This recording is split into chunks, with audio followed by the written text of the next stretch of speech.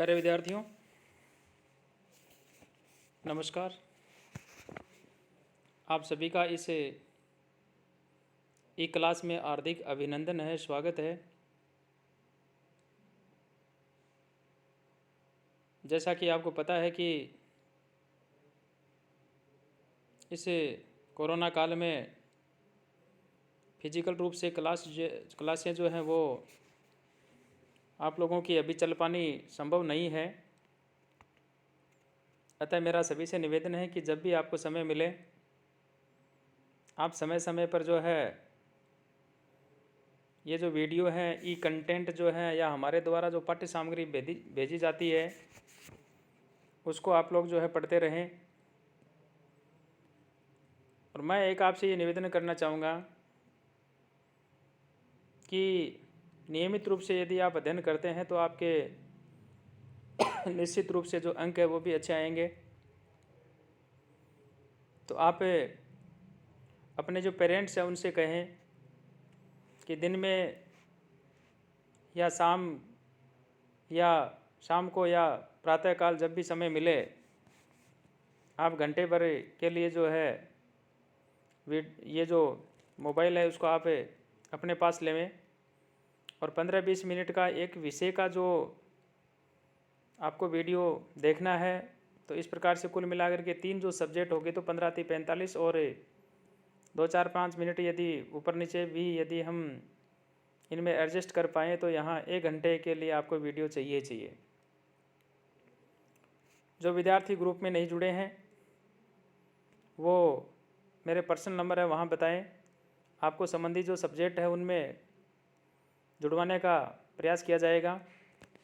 और अब हम इस 5वें अंक के अंदर यानी ये मैं जो आपको पुस्तक पढ़ा रहा हूँ ये स्वपन वासुदत्तम यानी नाटक है और इसमें 5वां जो अंक है उस 5वें अंक का 8वां पद्य है उसकी मैं शुरुआत कर रहा हूँ। तो चलिए। शय्यायाम अवसुप्तम माम बोधयित्वा सखे गता दग्धेति ब्रुवता पूर्वम वंचितो अस्मि रुमणवता। विदूषक और राजा आपस में वार्तालाप कर रहे हैं। विदूषक जब राजा को निद्रावस्था में छोड़ करके जब उसको उठाने के लिए यानी चादर उठाने के लिए जब बाहर निकल जाते हैं, चादर लेने के लिए जब बाहर निकल जाते हैं और वापस जब विदूषक यहाँ पहुँचते हैं उस समय वासुदत्ता जो है वास्तव में उस समुद्र ग्रह के अंदर विद्यमान थी, मौजूद थी और राजा ने उसको देखा था और विदूषक से वह ये बात कह रहा है कि वासुदत्ता मरी नहीं है, वासुदत्ता जिंदी है। उसी बात को यहाँ पर ये कह रहे हैं और कहा सखे मित्र शय्यायाम अवसुप्तम यानी शय्या पर सोए हुए माम बोधित्वा गता, शय्या पर सोए हुए मुझको जो है जगा करके जो वासुदत्ता है वह गई है। दग्धा इति ब्रुवता, जल गई है ऐसा कहा या जल गई है ऐसा बोला या जल गई है ऐसा कहते हुए रुमणवता पूर्व वंचिता अस्मि। रुमणवान राजा का ही एक मंत्री है, उसका नाम है। तो कहा कि रुमणवान जो है उसने ये कहा कि वह तो जो है इस प्रकार से जल गई है, मर गई है आदि आदि जो भी कहा। तो रुमणवता पूर्व वंचिता अस्मि यानी मैं रुमणवान के द्वारा जो है ठगा गया हूँ, अर्थात उसने जो है मुझे इस प्रकार से झूठ ही कहा है। तो राजा के द्वारा जब ऐसी बात कही तो उसको विदूषक जो होता है वह उनसे ये कहता है असंभवनीयम एतत्, कहा कि ये हो ही नहीं सकता, क्योंकि अभी यदि विदूषक ये बात बता देता है तो आगे ये नाटक नहीं चल पाएगा। इसलिए विदूषक ने कहा कि ये तो हो ही नहीं सकता, कहीं आपने कोई ऐसा स्वप्न लिया होगा। तो फिर राजा जो है वह कहता है एवं मया स्वप्नो दृष्ट है, तो फिर क्या मैंने स्वप्न देखा है। तो राजा कह रहा है यदि तावत् अयम स्वप्नो धन्यम प्रतिबोधनम अथायम विभ्रमो वा स्यात् विभ्रमो हेयस्तु मे चिरम। यानी यदि अयम स्वप्न है तावत, यदि यह स्वप्न था तो धन्यम अप्रतिबोधनम, तो न जगना ही अच्छा था। अत अयम विभ्रम वा, और यदि यह भ्रांति थी, विभ्रम ही में चिरम अस्तु, या बुद्धि का विभ्रम था, तो ये जो भ्रांति है यह निश्चय ही चिरकाल तक जो है बनी रहे। यानी यह जो भ्रांति है, और ऐसी जो भ्रांति यदि थी तो चिरकाल तक जो है बनी ही रहे। कहने का तात्पर्य ये हुआ कि राजा विदूषक के ये कहने पर कि वासुदेवता नहीं आई थी, अभी तो आप स्वप्न देख रहे थे। यहाँ राजा उत्तर देता हुआ कहता है कि हे मित्र, यदि ये स्वप्न था जिसमें मुझे वासुदेवता मिली थी, तो यह स्वप्न ही मुझे बरकरार जो है दिखाई देता रहता, जिससे मैं कम से कम प्रियतमा जो है उसके समीप तो रहता। ऐसा स्वप्न भी मुझे अति प्यारा होगा। मेरे जागने से क्या लाभ, स्वप्न में प्रिया के दर्शन तो हो रहे थे, जागने पर तो कुछ भी नहीं है। और यदि आप कहते हैं कि मुझे भ्रांति हो गई है, तो बुद्धि में विभ्रम हो गया है, तो भी जो प्रियतमा है, जो प्रियदर्शी है, ये विभ्रम जो है ये मेरे लिए जो है आजीवन ही बना रहे तो भी अच्छा है। प्यारे विद्यार्थियों, यहाँ इस प्रकार से राजा उदयन जो वासुदेवता और विदूषक तीनों को लेकर के प्रसंग, राजा और विदूषक बात कर रहे हैं। वासुदेवता जो है यह राजा की पूर्व पत्नी है, इसलिए उसके संदर्भ में ये बात कही। राजा जो होता है इस बात को नहीं मानता है, और राजा कहता है नहीं मित्र, ऐसा नहीं हो सकता। क्यों नहीं हो सकता? उन्होंने कहा स्वप्नस्य अन्ते विबुद्धेन नेत्र विप्रोषितांजनम चारित्रम अपि रक्षन्त्या दृष्टम दीर्घालकम मुखम। स्वप्न से अन्ते विबुद्धेन चारित्रम अपि रक्षन्त्या, यानी स्वप्न के अंत में, नींद के जग जाने पर मैंने जो है चारित्रम अपि रक्षन्त्या, यानी चरित्र, शील, सतीत्व इत्यादि की रक्षा करती हुई जो वासुदेवता है, उस वासुदेवता का नेत्र विप्रोषितांजनम दीर्घालकम मुखम दृष्टम, यानी आँखों से पूछे हुए अंजन, यानी जो काजल वाला जो है, या लंबे लंबे दीर्घालकम, लंबे लंबे खुले हुए बालों वाला जो मुख मैंने देखा है। मित्रों, प्यारे विद्यार्थियों, जैसा कि आपको इस प्रसंग के माध्यम से मैं ये निवेदन करना चाहूँगा कि राजा विदूषक से जो है एक यक्षिणी का जो वृत्तांत होता है उसको सत्य में मानता हुआ कहता है कि हे मित्र, मैंने नींद से जगकर अपने को परपुरुष दर्शन तथा परपुरुष द्वारा अपने दर्शन को बचाकर चरित्र यानी सतीत्व की रक्षा करती हुई वासुदेवता का वियोग के कारण निरंतर रोने से पूछे हुए काजल वाले आँखों वाला ऐसा वियोग अवस्था के कारण प्रसादन न करने के कारण बिखरे हुए लंबे बालों वाला मुख मैंने देखा है। यह कोई यक्षिणी नहीं, अभी तो वासुदेवता ही थी। आपको ये जिज्ञासा होगी कि आंखों में काजल नहीं इत्यादि जो है ये क्यों पूछा हुआ था। प्यारे विद्यार्थियों, हमारी भारतीय संस्कृति के अनुसार प्राचीन समय के अंदर यदि किसी महिला का पति यदि प्रदेश गया हुआ है और जब तक वह लौट कर के नहीं आता था तब तक वह आंखों के अंदर काजल इत्यादि जो है वो नहीं लगाया करती थी, और वीणा यानी चोटी इत्यादि जो है वो नहीं बांधा करती थी। तो इस प्रकार से यहाँ जो वासुदेवता है वह पद्मावती के साथ में जब रह रही है, पद्मावती के पास में जब रह रही है, तो योगेंद्रायणी जो मंत्री होता है उसके द्वारा यह बात कह करके ही वासुदेवता के पास में माफ़ी चाहूँगा, पद्मावती के साथ में वासुदेवता को छोड़ा था, धरोहर के रूप में छोड़ा था कि ये मेरी बहन है, इसका पति प्रदेश गया हुआ है और आप इसके चरित्र की रक्षा करें। तो इसलिए जो वासुदेवता है वह पद्मावती के साथ में एक तरह से इसी रूप में रह रही है कि उसका पति जो है वह प्रदेश गया हुआ है, इसलिए वह आंखों के अंदर काजल नहीं लगा रही है। और जो बाल है उनके, जो केस है उनके, वो भी इसीलिए खुले हैं क्योंकि उनका पति जो है वह प्रदेश गया हुआ है। तो प्यारे विद्यार्थियों, इस प्रकार से यहाँ जो राजा है उस राजा ने जो बात कही, ये हमारी जो भारतीय संस्कृति है उसका एक तरह से परिचय जो है वो दिया जा रहा है। अब बात आती है नेक्स्ट पद्य की, और यहाँ पे आया योयम संत्रस्तया देव्या तया बाहुर निपीडितः स्वप्ने भी उत्पन्नम संस्पर्शो रोमहर्षं न मुञ्चति।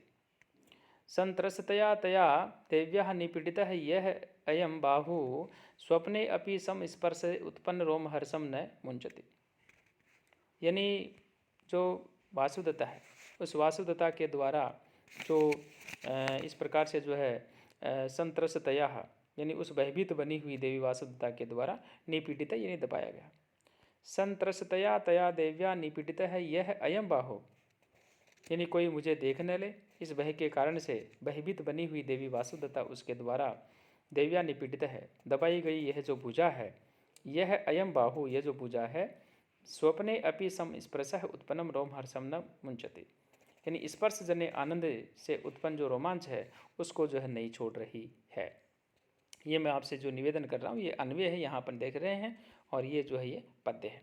परीक्षा में आपको अन्वय नहीं लिखना है, परीक्षा में आपको केवल मात्र जो हिंदी है वो हिंदी ही लिखनी है। और ये हिंदी जो मैं कह रहा हूँ ये आपको यहाँ नीचे देखने के लिए जो है विस्तार से आपको ये पढ़ने के लिए मिल रही है। इसमें सारी चीज़ें इसके अंदर दी हुई है। मैं बहुत ही सरल शब्दों में आपके सामने जो है बात मैं निवेदन कर रहा हूँ। और अब आती है बारी 12वां जो पद्य है यहाँ, और यहाँ कहा भिन्नासते रिपवो भवत गुणरताः पौराः समाश्रिताः पार्षणी यापि भवत प्रयाण समय तस्या विधानं कृतं यद्यत् साध्यम अरि परमार्थ जननं तत्मया अनुष्ठितं तीर्णा चापि बलैर्नदी त्रिपथगा वत्साश्च हस्ते तव। ते रिपु है, यानी विदूषक जो होता है वो, और उसको आकर के कांचुकी जो होता है वह कहता है कि अब राजा जो है वह युद्ध करने के लिए भले ही तैयार हो सकते हैं। और राजा उदयन जो होता है उसके शत्रु का नाम होता है आरुणि। तो उस आरुणि से यानी शत्रु से युद्ध करने के लिए जो जो तैयारियां करनी होती है उन तमाम तरह की जो तैयारियां हैं वो कर दी गई है। किसके द्वारा? पद्मावती का जो भाई है उसके द्वारा युद्ध की तमाम जो तैयारियां वो कर दी गई है। और कहा ते रिपव है भिन्नाः, यानी ते माने तुम्हारा, आपके जो शत्रु हैं उन शत्रुओं को जो है भिन्नाः, भिद धातु होती है, भिन्ना का मतलब तोड़ना होता है। आपके जो शत्रु हैं उनको 4 प्रकार की जो नीतियां होती है, साम दाम दंड भेद आदि जो नीतियां होती हैं उनसे उनको तोड़ दिए गए हैं। प्यारे विद्यार्थियों, यदि अपना कोई शत्रु है और उस शत्रु को दूसरे शत्रु से यदि भिड़ा दिया जाए तो वह कमज़ोर हो जाता है। इसलिए कहा ते रिपु है भिन्नाः, यानी आपके शत्रु जो हैं तोड़ दिए गए हैं। भवद गुणरताः पौराः समाश्रिताः, यानी और आपके जो गुणों में जो अनुरक्त नागरिक हैं उनको पूर्णतः जो है आश्वस्त जो है वो कर दिया गया है। अपि बहुत प्रयाण समय या पार्षणी तस्याह विधानम कृतम, और आपके युद्ध के लिए प्रस्थान करने के समय पीछे चलने वाली जो सेना है उस सेना के भाग को भी जो है व्यवस्थित जो है वो कर दिया गया है। अरे परमार्थ जननम यत् यत् साध्यम तत्तत् मया अनुष्ठितम, और शत्रु के नाश के लिए या शत्रु का नाश करने वाला जो जो कार्य है वह मैंने जो है कर दिया है, वह जो मैंने कर दिया। त्रिपथगा नदी बलय तीर्णा वत्सा च तव हस्ते संति, और सेनाओं के द्वारा जो है गंगा नदी है पार कर ली गई है और वत्स देश जो है अब आपके अधीन हो चुका है। कांचुकी जो है वह राजा को इस प्रकार से युद्ध के लिए की गई जो तैयारी है उसके सूचना दे रहा है और कहता है कि हे राजन, भेद आदि नीतियों से के द्वारा आपके जो शत्रु हैं उन शत्रुओं में जो है फूट डाल दी गई है, यानी उनको जो है आपस में भिड़ा दिया गया है, तोड़ दिया गया है। आपके गुणों से अनुराग रखने वाले जो आपके नागरिक हैं उन नागरिकों को पूर्ण आश्वस्त कर दिया गया है, आश्वासन दे दिया गया है। आपके युद्ध के करने के लिए जाते समय जो पृष्ठभाग में रहने वाली जो सेना है उसका व्यू रूप में जो है विभाग कर दिया गया है, उचित निर्देश देकर पूर्णतः व्यवस्थित कर दिया गया है। शत्रु का विनाश जिन जिन साधनों से किया जा सकता था वो भी मैंने उपस्थित जो है कर दिए हैं। सेनाओं के द्वारा गंगा नदी पार कर ली गई है तथा वत्स राज्य अब आपके अधीन है। अब यह है, इसलिए अब युद्ध करने का उचित समय है, अतः आप युद्ध के लिए जो है तैयार हो जाओ। अब राजा जो होता है वो उठते हैं और उठ करके राजा जो है वो क्या कहते हैं, ये इस 5वें अंक का अंतिम पद्य है और यहाँ पर ये बात कही। उपेते नागेंद्र तुर्गई तीर्ण तम आरुणिम दारुण कर्म दक्षम।